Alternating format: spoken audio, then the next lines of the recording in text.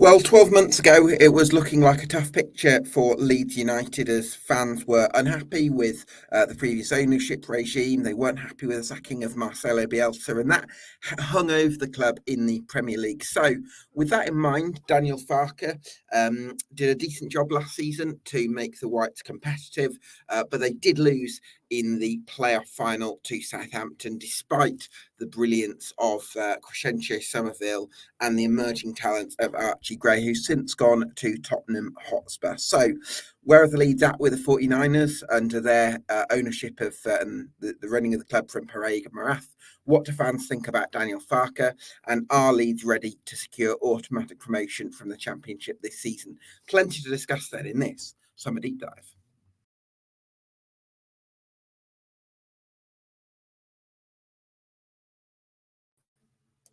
Yes, welcome along to the Summer Deep Dive here on EFL Debate. One of 72, we're doing club by club across the EFL between mid-June and mid-July. Already the full set for League 2 and League 1 uploaded to YouTube and to Spotify, so go and check those out. But for now, I'm delighted to be joined by Conor McGilligan from the One Leeds Fan Channel. Conor, thanks so much for joining me. Really appreciate your time. Where do you feel Leeds United are at as a club right now? I think we're in a pretty good position, to be honest. It's going into the new season with signing Joe Rodon, Archie obviously moving on, but currently as we speak on what day we're on, Gabe, the 18th. The squad's looking pretty decent. There's a lot of discourse and debate about Crysencio Summerville and his future, but apparently he's holding out for a move to Liverpool, which in my opinion would maybe signify him not going this year. We know Liverpool are not about flashing the cash, especially with Arne Slot's first season. Apparently, can't do that. So maybe season 2, potentially even season 3. So that's made us a little bit more hopeful. But yeah, the squad right now is very, very decent, and probably we're going to be on the charge again for top 2, I presume. Yeah, let's hope that's the case. Are you happy with the 49ers since they've replaced Radrazani with Pareig and Marath coming in? Are you happy with where things are at on a structural level? Yeah, I mean, from a personal perspective, they've been very transparent. I'm lucky enough to have met one of their representatives who was very transparent when it came to what they were trying to deliver at the club. I think what they've done so far is they've instilled us with a bit of hope. They've bought the stadium back. They've sort of done exactly what they said they were going to do in terms of making our squad competitive, which as we speak right now, if we're being truthful, it is. There could be some additions, of course, but Ken's coming in as a third keeper. I think it's a good addition. Joe Rodon coming in is a Premier League addition, and Joe Rothwell, I think he's a very, very decent addition at this level, with more to come, I would presume. With 3 or 4 weeks to go in the window. But the thing is, Gabe, what they've always done is they've spoke to us, but they do keep a closed shop as well. They're not releasing information as the predecessor used to do quite a bit. Sure. And Leeds are looking a little bit more like a professional outfit. So on that standpoint, yeah. Yeah, do you know what? That's really interesting, because I remember speaking to one fan that said under the previous regime there were issues like news didn't get released at certain times because the head of media was away on holiday, and just certain really unprofessional things that you wouldn't expect, like from a professional EFL club, let alone Leeds United, one of the top 6, top 10 biggest clubs in the country. So I'm glad it sounds from what you're saying that those sorts of things are kind of ironed out. Yeah, I mean, that's exactly what it was. I mean, from a personal perspective, it's been chaotic, really, Gabe, for the best part of 2 decades, from Cellino to GFH to many owners we've had. Ridsdale been the start of the chaos, but it's never simple and easy at Leeds United. It's always rough seas. So that's all we need right now. We just need to get this giant back up to where it should be. And we all talk about no club has the divine right to be in the Premier League. Of course it doesn't. But, is the Premier League a better place when a team like Leeds United is there? I think it is. Sure. Yeah, absolutely. So, in terms of meeting those expectations, you've got a manager in Daniel Farke, who I think has proven to be a very reliable manager at Championship level. So far, he hasn't yet done it in the Premier League, which is possibly a little bit of a question mark hanging over him. I do think that there's improvements that can be made from last season. But would you say you're happy with his first 12 months' work?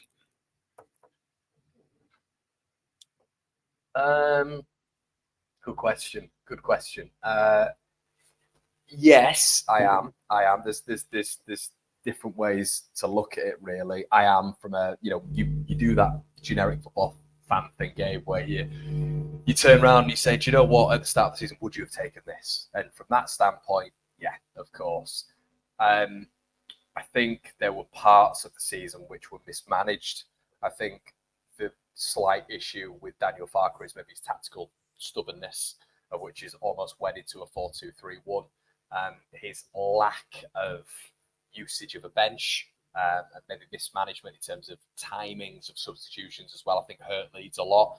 And there is an argument, Gabe, a real argument that front four is the best front four the Championship has ever seen. There's an argument there for that. So on the basis that we got 90 points, on the basis that we got to a playoff final, he did very, very well. But I think maybe there's a little bit more context that needs to be applied to that just step back notion of, let's look at where they were at the end of the season, because that squad was damn good. And you do wonder if we're going to go into this season with the same sort of caliber on the pitch. Yeah. For me, I think, the front four. When I looked at Leeds last season, Connor, it felt to me like the front four was just super dangerous and would absolutely rip teams apart in short bursts in those transitional moments.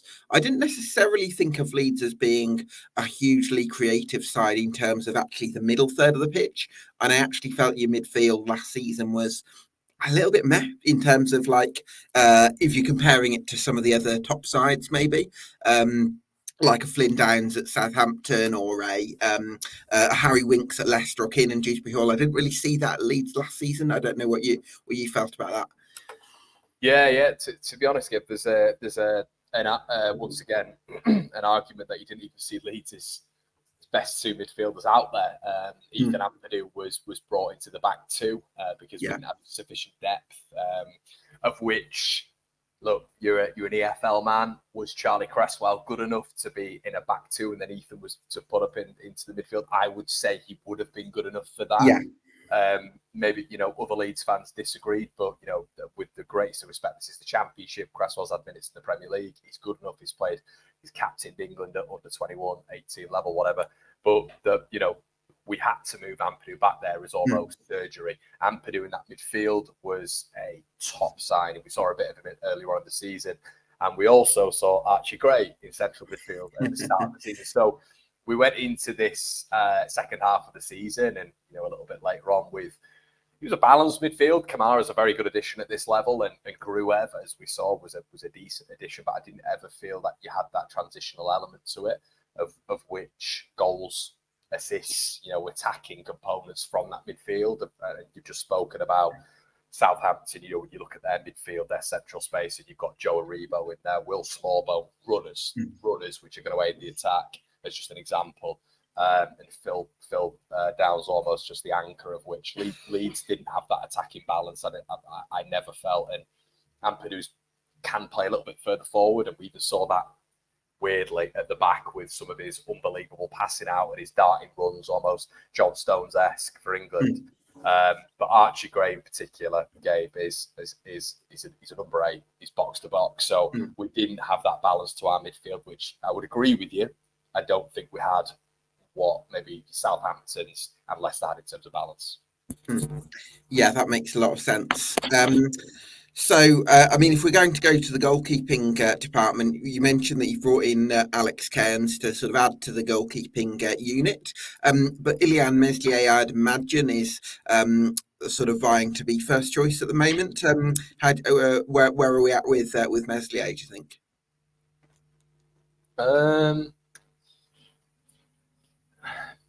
I'd have sold him Yeah, I would have sold him on this summer.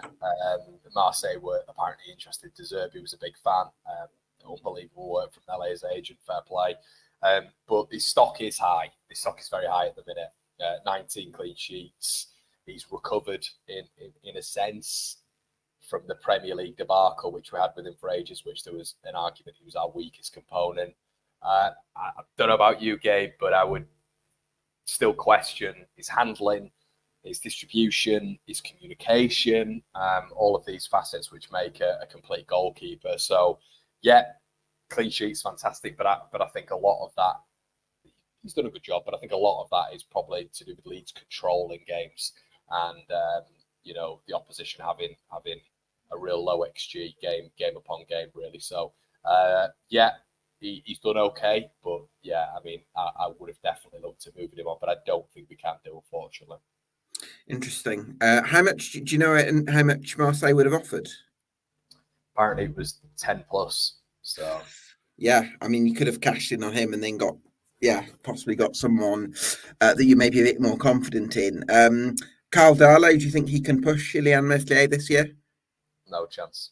No, no, he's not. I don't think he has. It's a very, very strange one, Gabe. When you've been on the bench for Newcastle and when you've been on the bench for Nottingham Forest for sort of as long as he had, and he just seems to be in that bracket with Leeds at the minute where there's no real pushing or competition or anything like that. Really, he came in against Salford, ironically, which Cairns was playing for on the other side, and he had an absolute horror show. And yeah, he was didn't fill you with a lot of confidence, and that's why it's interesting now, to be honest, Gabe, because Cairns coming in, Fleetwood, Salford, bags full of EFL experience, and not saying he'd be first team, of course, but a 31-year-old lad from the area. Could he push Elan at least, Oof, yeah, I think that's a big step up. I mean, I've always liked Alex Cairns as a League Two, League One goalkeeper, and I think if he was going to a mid-table championship side, I would say yes, he can be a strong contender. But I think going to a top championship side with Premier League ambitions, that's a little bit of a stretch. But we'll see. I'm sure he'll bring a lot of a real energy to the dressing room, because I'm sure he'll want to grasp the opportunity with both hands. So, right back then, Connor, for me, I think that's an area that Leeds have got to try and strengthen this summer. Yeah, 100%. And if they don't, I'll be sending you a voice note and telling you to scrap this video and start again. Leeds will be finishing 10th. I think it's a primary objective now of clubs. Left backs, right backs are just so important in the modern game. Underlaps, overlaps, just going forward, but that defensive responsibility has to be there with how good wingers are, not only in the Premier League but in the Championship nowadays, with that trickle down effect. So yeah, they're imperative, Gabe, having quality fullbacks, and with probably the last, I wouldn't say great, but relative level great to where Leeds are. Fullback we had was probably the first Premier League season where Luke Ayling was bombing on in a Bielsa system. That was top draw fullback play relative to where Leeds were, and the season before in the Championship, and the season before that as well with Bielsa. He was just unbelievable. He really tailed off toward in that sort of fourth season and the fifth one, but he's done really well at Middlesbrough, obviously, but different horses for different courses and all that. But yeah, I think both sides. I think Junior Firpo, there's a lot of rumours about him leaving the club for Betis. Again, seems like a carousel at Leeds at the minute, but I think I don't know if you agree, but I think fullbacks right now in this game are huge. Yeah, I think I don't mind Firpo, but I feel like you can probably get better. So yeah, I would definitely a right back and probably a left back if certainly if Firpo goes. Definitely, yeah. I think Firpo's he actually had a really good 6 months where he was dependable, reliable, and he was doing extremely well in the final third, but also 1v1s. I remember Johnny. I think we came up against Johnny Rowe maybe 2 or 3 times in that final 5 to 6 months, and you didn't see him for the entire game. And I thought, right, okay, you've done really well there. Very aggressive in the tackle, but the issue we find ourselves in now, Gabe, is 12 months left on his deal. If the Premier League projection is there, how do Leeds offer him a contract now, which he is going to deem as lucrative? and it's going to work as well for Leeds United, because do you want Junior Firpo in the Premier League? Probably not. Sure. Yeah, no, I think it's an interesting question. Just picking up on this theme that we've talked about, Connor, with Meslier and Firpo, where Leeds have rejected those offers. And I'm just wondering, I've heard there's some sort of, I don't know how true this is, but is the club having some sort of debt that they're going to need to sell one or two of their players in order to raise some capitals and get a couple of 8-figure fees? So we had a PSR requirement, of which it was about 33.7 million, I think was the recorded amount, which we had to pay back by the 30th of June. Ironically, the Archie Gray transfer went in out of nowhere in and around that time. And after that transfer, we were told everything's okay now. We had to make this transfer, whether or not it be Summerville or Archie Gray, who are probably the big assets that go for 40 million quid. So yeah, from what we understand, Leeds are absolutely fine now. It's all just about trimming the fat, of which has needed to happen for a few years now. Any idea if you got a sell-on percentage or any of the clauses for the Archie Gray deal, or was it just the 40 million? Well, included in it was Joe Rodon. Okay, so from what we understand, but yeah, sell on. Yeah, I mean, we know what this kid's going to become. So you're hoping there's something in there. But I guess the good thing behind that is we've got two other absolutely exemplary youngsters coming through as well. Another one of which shares the Gray name. So yeah, I know, it's like you've got like a long family of them, haven't you? Yeah, we have. So yeah, the dynasty continues, and he's a little bit more glossy as well, Harry, because he's a number 9, so that makes it easier as well, a bit more palatable. So we'll end up playing him left back, Gabe. So who's the other one? Then you mentioned Harry Gray. Who's the other one? So the other one is the Welsh lad who's already made his senior debut, 17. He's called Charlie Crew. Okay. And Charlie's been given a 4-year contract last week, so yeah, we're expecting it.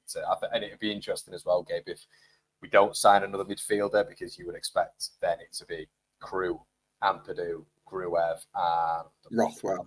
Yeah.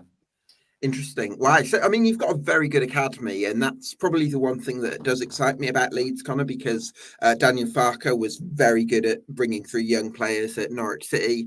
He did it with Max Aarons and Jamal Lewis, the sort of fullbacks. So, yeah, I'm really excited because I think you've got probably one of the best academies in the country, I think, Connor, with the quality of players that you seem to produce. Yeah, it's very good.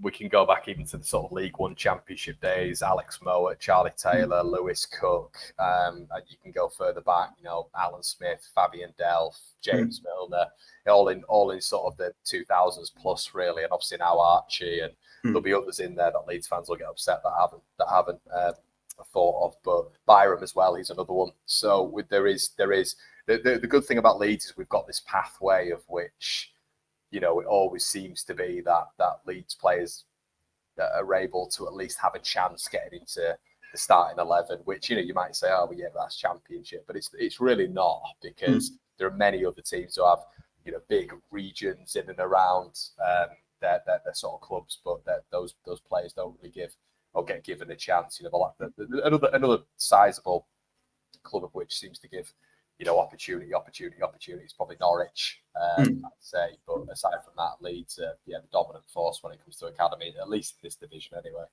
Certainly are. Centre back then, Connor, at the moment, you've got Joe Rodon, who's back from Tottenham, which is great. You've got Pascal Stoik. You've got Liam Cooper, who I'm kind of expecting to play a bit more of a backseat role possibly this season. And you've also got Werber, who's kind of in the squad. I don't know what the plan is for him, but are we looking at Rodon and Stoik as a centre back pairing? Yeah, I think it's a pretty unbelievable back two if you can keep them fit. Gabe, to be honest, obviously we know Rodon was there for 950 games last season. Strauk missed December onwards, which was a massive blow. Obviously, it meant Ampadu had to fall back. We lost that sort of spine with him being in that midfield. And I think it inhibited Leeds a little bit. You do always think to yourself, oh, what if? And the big thing with Strauk is as well, he got us 6 goals from set pieces, and that just completely dried up after he'd left the side. So that was massive, losing him. So you'd expect it to be him and Rodon, I would absolutely love and would definitely advocate. Obviously, Verbo was at Borussia Mönchengladbach last season. He was part of Ralf Rangnick's Austria side as well, who did exceptionally well in the Euros. If he was to come back and he wouldn't accept starting as a bench option, I would absolutely love us to go to a back three.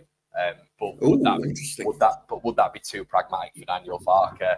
That's maybe where I am a little bit critical of Farke, because I feel like he's very limited to a 4-2-3-1. But if he was to stick around, left-sided centre back, of which he's played at international level as well, and then you've got an unbelievable back line. You've also got wing backs there. If Firpo was to stick around, where that is 100% his best position, and if you were able to get, which is heavily rumoured right now, Jayden Bogle on that right hand side as well, that is an exceptional back five or back three. So that's what I would definitely look to Leeds potentially doing. Yeah, I mean, where I'd possibly argue with you against the sort of the inflexibility at question mark with Farke is, I actually think 4-2-3-1 suits probably the attacking personnel, because you mentioned that you've got the best attacking quartet in the country, and if you play a back three, you can't really incorporate four forwards, can you? So that would be my argument there. I don't really know whether a back three would be practical, especially seeing as you don't necessarily have specialist outside centre halves, although maybe now Werber's fit, he could be that, but I don't know. Yeah, I think a lot of that is based on what we've got to do this season somehow is we've got to put a little bit more reliance in getting the best out of Joel Peru. That just didn't happen enough last season. So whether or not you can go to a front two or a front three, of which that will probably get the best out of him. Obviously, I know he played in a front three at Swansea with Obafemi and Patterson. Could you do something similar there? I'm not 100% sure with the Leeds front three. There's big rumours at this moment in time that we're going to be losing Willy Gnonto, but then you've got Dan James. We've got just an absolute mass of forward players, to be honest, Gabe. So yeah, it's figuring out a formation that gets the best out of everyone, I guess.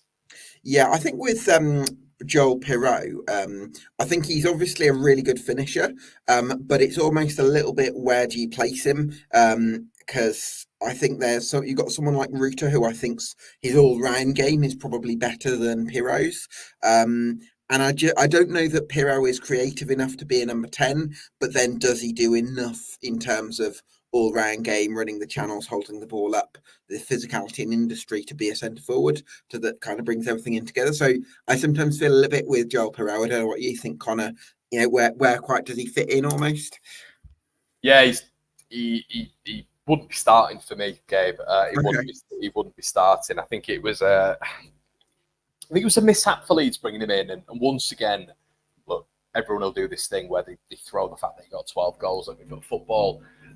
I don't know about you, Gabe, but I get very, very frustrated sometimes with how quantitatively we measure football. Everything is on a spreadsheet, everything's XG based, and I understand we all use it, but you've also got to watch the game. And when you're watching the game, you can evidently tell that there's a disruption there in him being in there. And there's times of which Rutter's playing in the 10 and him and Pro getting in front of each other, very, very similar to what you get with Harry Kane for England and Foden or Bellingham, where it just didn't work. The puzzle wasn't put together perfectly.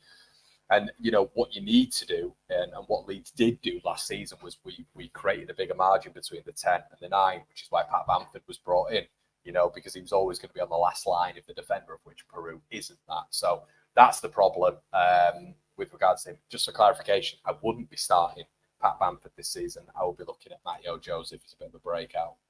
Oh, you'd start Matteo Joseph up top for Leeds this season? Yeah, 100%. 100%. Wow. Yeah, he has got every single attribute for me to. I'm not going to say reach the very, very top or anything like that, but he is him. He just feels like he's got every single attribute. He's physically developed. He's extremely athletic. He can use both feet. He's tenacious. He's combative in the box. And the progression that he's shown in 18 months when it's come to how he's developed physically, but also how he's developed on the pitch. He scored those 2 brilliant goals against a world-class Chelsea side last season, and then was dropped by Daniel Farke for the full game against Huddersfield, the next game of which we drew 1-1, and we were crying out for goals. Bizarre, again, from Daniel Farke. But, he just needs to be managed properly, and I don't think I personally think that he could cause a lot of centre-backs problems in this division, and he sorts out a huge problem at Leeds in terms of that out-and-out number 9. Interesting, because I've seen Matty A. Joseph's been linked with a loan move to Lincoln City.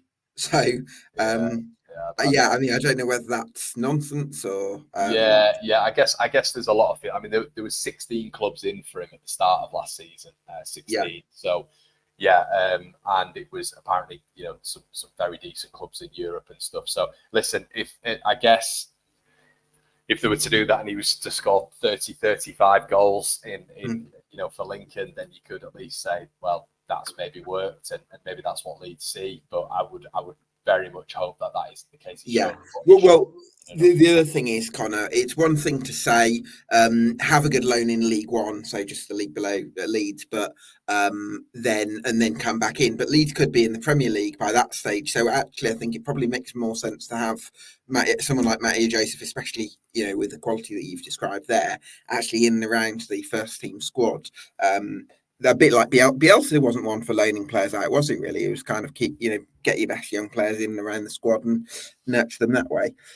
Yeah, 100%. I think the only thing which you've just spoken about potentially Lincoln there. I think the only thing that worries me a little bit is Farke's he just didn't use him. Wasn't interested in using him last season. He didn't start him a single league game, did he? I mean, he came off the bench a lot, but not a single league game, and maybe that's what it is. Maybe he's just not someone who Farke wants to really pursue it with, which will be a big shame. But if that was the case, even though I've just waxed lyrical about him being the next Cristiano Ronaldo, if that was the case, then at least you would hope that it opens another attacking position, potentially someone else to come in. But I would like to see him start for Leeds.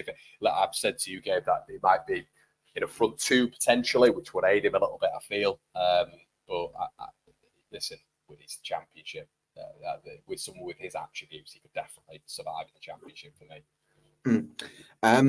Crysencio Summerville, Connor, do you think you'll keep hold of him? Well, I suppose we've touched on this at the top of the show. I mean, he's holding out for a move to Liverpool. Do you think he's going to need to make a move, a sort of Premier League move that's sort of more mid-table between now and next summer in order to get his dream move? Or do you think he can, I don't know, will Liverpool take a chance on him after another season in the Championship? Yeah. I honestly believe, and I've said this multiple times, I think in squads, not in starting 11, but I think he could fit in any squad in the country. I think he's that good. I think he is. I mean, you'll see TikToks and you'll see players talking about, on their own social media accounts of who the best player they've come up against, and it's Summerville every single time. He is. Yeah, he's an outrageous talent. What some of the stuff that he's done this season. Not only has he scored the goals and got the assists that he has done for Leeds, but he's an absolute metronome in build-up play as well. So it's I think maybe overall Liverpool, and if he's had the discussions with Arne Slot, which we are led to believe he has, I think Liverpool, the sky's the limit for him, really. I think. You say that he's. I'm not doubting it for a moment, Connor, because he has had. I think he was the best player in the Championship last season. But 12 months ago, when I asked Leeds fans about who are going to be their biggest assets this season, people were saying Luis Sinisterra, who ended up going to Bournemouth, and Willy Gnonto, who ended up not playing so much. So it actually seems to me that Summerville, has actually had a bit of a turnaround in the Championship, and I suppose what I would ask is, are there still question marks over him at Premier League level? Especially, you could maybe say, is he going to be strong enough on his left foot as well for the Premier League? Yeah, obviously, you definitely have that question about his left side, but I think it's just a low centre of gravity and how dynamic he is on that side. He's somehow able, even when he goes down his left side, to cause something. It's obviously not his strongest side, but he can go outside, he can go inside. I just think with him, I think there's a reason Chelsea constantly inquiring about him. I think there's a reason, Arne Slot has asked about him. There's a reason that Liverpool have come to Leeds a couple of months ago about him. There's a reason PSG are asking Leeds about him. I think everybody knows how much he's developed. You are right, it's only one season, but we were seeing glimmers of it, Gabe. We were seeing glimmers of it, and he was just putting that puzzle together, of which right now, from my perspective, I genuinely believe he's not. We're not talking like world level talent here, but we're talking definitely someone who could survive in a top team in the Premier League. Definitely, especially at a you're potentially looking at a bit of a rebuild job at Liverpool, which I feel it's going to be going forward. I think Summerville could definitely, as a 23-year-old, be part of that. Interesting. Where are we at with Willy Gnonto, Conor? Because he played more of a peripheral role than he was expecting. I'm almost wondering if I'm not privy to the inside of the situation, but I almost wonder sometimes when a player doesn't get the big move, they can either be more motivated to really go and deliver in the Championship and show how good they are, or they can feel a little bit, I'm not really, a bit disappointed to have missed out on that move, or maybe can affect the motivation level. I'm just wondering which of those two sides you felt Willy Gnonto sort of fell on, if either, last season. Yeah, so look, let's be honest, he had an absolute mare doing what he did, refusing to play.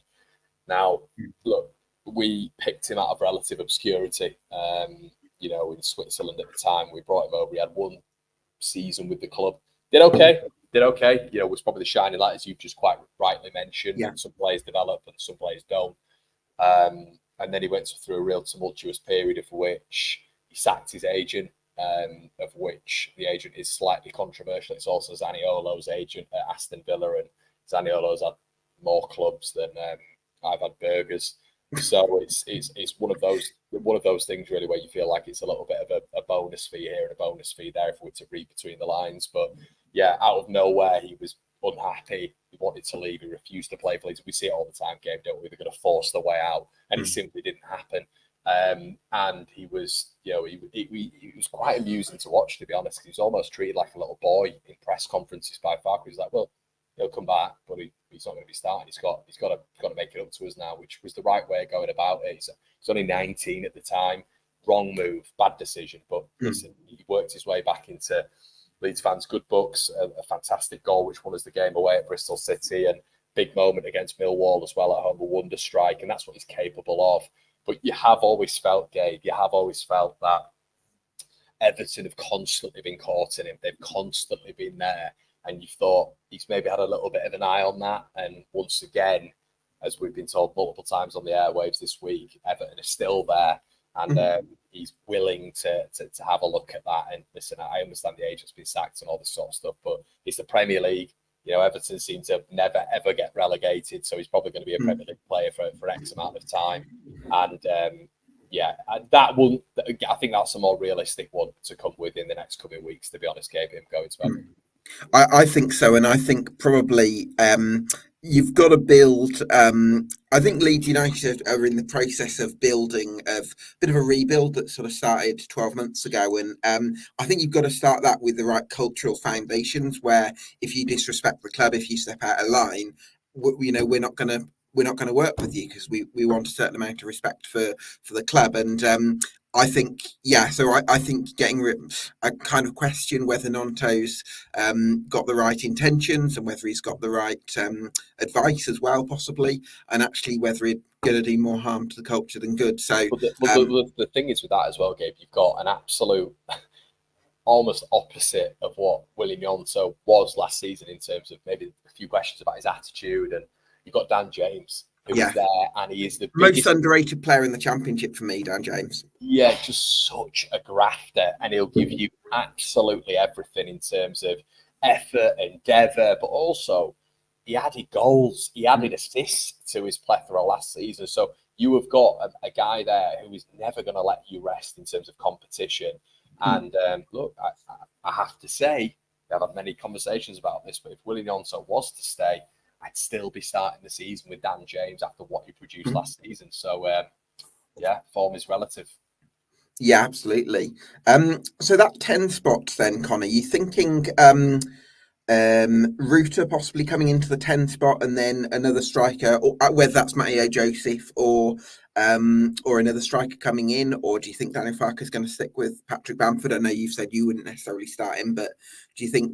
I personally can't see Daniel Farke making Matteo Joseph the number one striker after not starting him at all last season. No, he won't. He won't.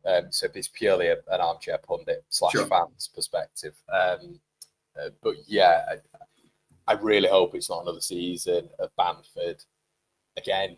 And this switchblade with maybe him and Peru. I didn't think it worked that much last season, but yeah, there's a large potential there, and kind of the reason I want Joseph in and around that is to disrupt that balance a little bit. But yeah, I think the big discussion with Rutter is, is he a number 10? We bought him as an inverted winger, cutting in off that right hand side from half a nine. Is he a number 10? Is he a number 9? No. Is he a left winger? He could play out there. Is he a right winger? I don't really know. I think it's one of those things again, similar to Joel Peru. Is he that position? And he did very, very well in terms of assists. But his goal contribution was poor, Gabe. Really, really poor. And that's got to develop, especially from the number 10 position of the Championship, because we've seen such.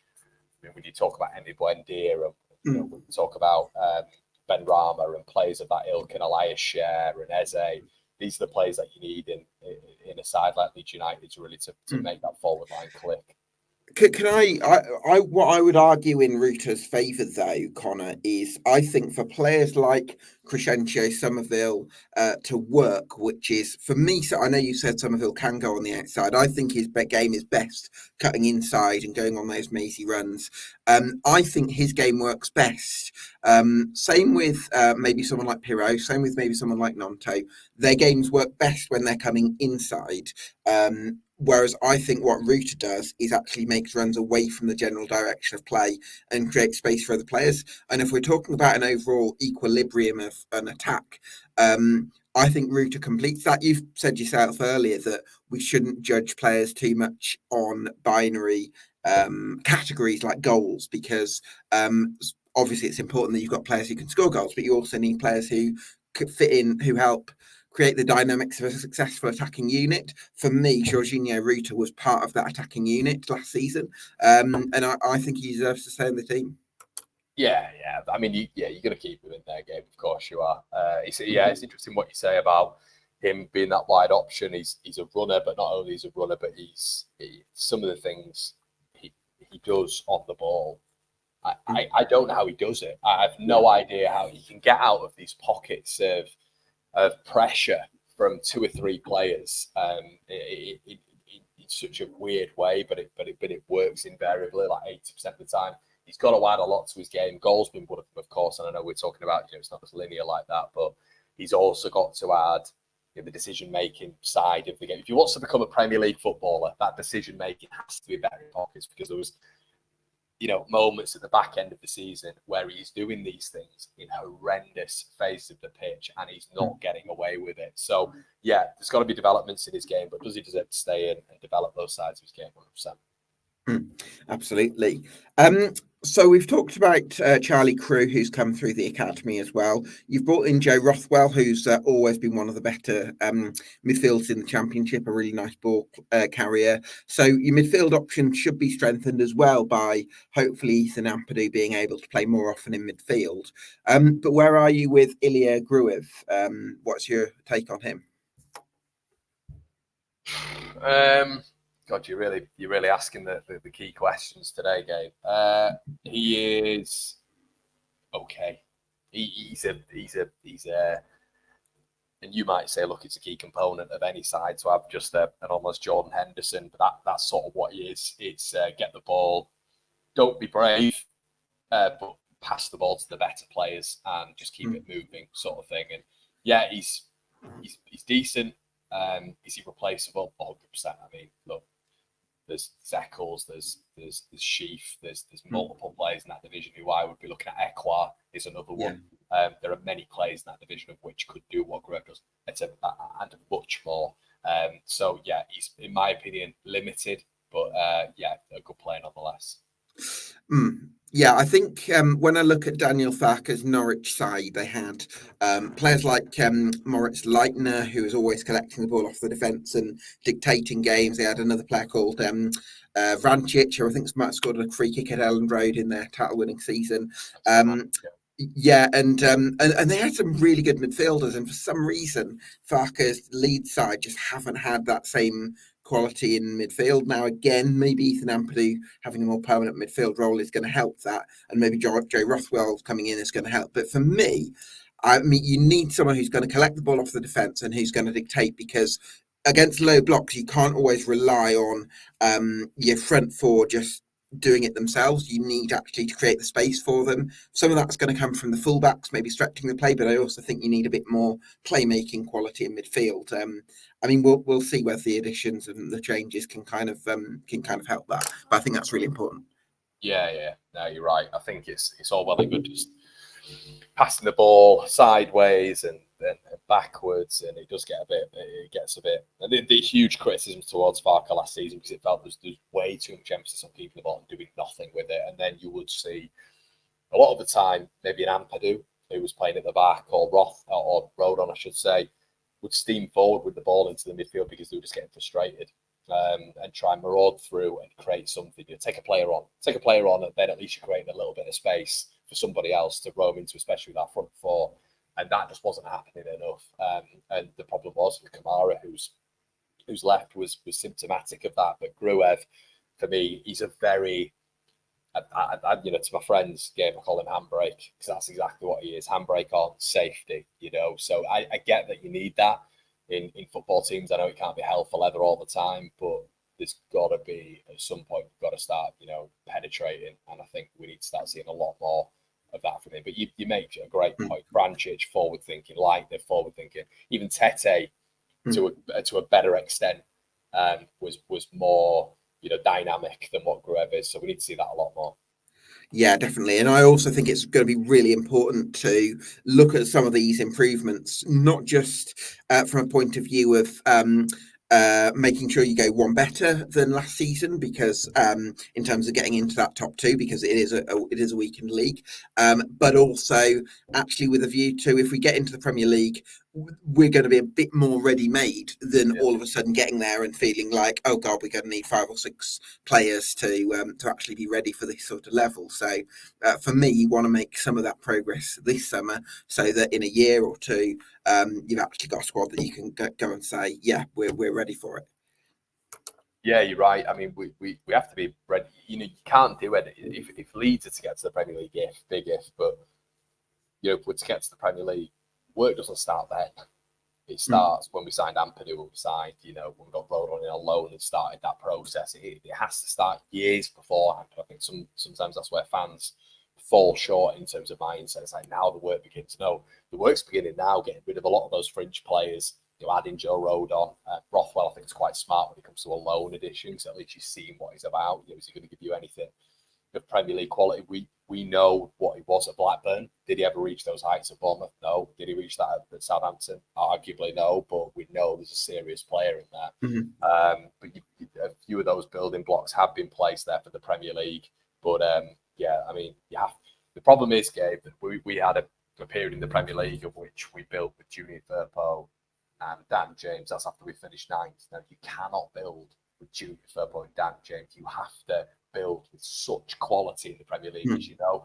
And that right now, and as I mentioned previously, the trickle-down effect is real nowadays in football. You have to keep continuing to build and get ready for that Premier League. It's absolutely imperative. Certainly is. So just to let's just kind of recap that what we think Leeds are going to need if you're going to achieve your ambitions, which I imagine you'll say is a top 2 finish next season. So Meslier, we think there's a bit of a question mark there, because his form last season was okay, but not quite at the level that you'd have wanted. Definitely going to need a right back. Definitely going to need another left back to compete or replace Junior Firpo. Possibly another midfielder, although you've got 4 there already. And maybe possibly another attacking player. Are we looking at another 4 or 5 additions, possibly? I think so. I don't know if we're looking at that in terms of that's going to happen. I would maybe look at 2 or 3 actually happening. But Leeds need 4 or 5, 100%, in my opinion. So, what's the biggest reason, Connor, to believe that Leeds United will meet their ambitions this season? You tell me. Nah. Let me think. I think you build from the back in football. I think a lot of football is about building from the back. It's Daniel Farke's second season of which, when he was at Norwich, that's when he got promoted, and he really started to build a side. We've still got 3 weeks left of the window, of course, 3 or 4 weeks left of the window, I think it is. So we've still got time to do stuff. And you build from the back, as I've just mentioned. And I think Leeds, which, if we are to bring in Jayden Bogle, are looking very, very, very strong at the back. Which I think wins you championship. So I would say that is probably the main reason. As of right now, Leeds will meet their ambition, as you say. So yeah, we'll have to wait and see, mate. But I'm, as a Leeds fan, naturally more cynical than optimistic. Biggest reason for doubt, then? You'll like this question. Oh God, here we go. I need to get my list out. Like a SpongeBob SquarePants meme where the list goes over the end. It's historical, just any sort of historical context applied to it, barring Bielsa, to be honest, Gabe. It's just it can be hellish supporting Leeds, but I would say, and some Leeds fans watching this might not like this, but Daniel Farke, for me, it's he has to get it right quickly. We've got a really tough start. We've got Portsmouth in there, which, as you all know, will not be easy coming to Elland Road. We've got Hull, we've got West Brom, we've got Sheffield Wednesday. I think Sheffield United Wednesday this season will be a big problem with Danny Roll. It's a tough start, and I don't think there'll be as much rope for him to, have a stodgy, not like he did have stodgy periods last season, but he definitely had a couple. I don't think there'll be that much rope for him to do that next season, because there is such pressure on Leeds getting promoted next season, and that big word starting with P, Gabe, never goes well when it's, as we all know, when it is attributed to Leeds United. But being the biggest club in the division, unfortunately, you always have that pressure attributed to you. So we'll have to wait and see. Yeah, comes with the territory, that. Do you see a world where things go stale under Daniel Farke, and you might end up finding yourselves possibly, looking in the markets at some point around sort of October, November? I have to say, Gabe, I really, really, really hope not, and I really hope he succeeds and there's continuity there, because I think that builds momentum and consistency. Yeah. I really do, but I do worry a little bit. Look, 90 points last season, of course. I maybe worry about us having a weakened side and us having the depth, which of course is to do with the owners, but him maybe managing that. There is a lot of expectation. We're expected to win the league this year. That's the bookies. He never had that at Norwich. There was no expectancy in that second season. So I think it's a very, very different sort of position that he's in right now. And I think this season there is probably, if you think the same, but I think there will be at least one runaway club. And you kind of want yourself in that bracket, really, because you don't want to be maybe 3 or 4 teams fighting for that second spot, because what we don't want, Gabe, and what we never want as Leeds United fans, is the playoffs, because this club is not so it's top 2 or nothing. There you go. Give me a number then, Connor, between 1 and 10 to denote your level of optimism for the season ahead.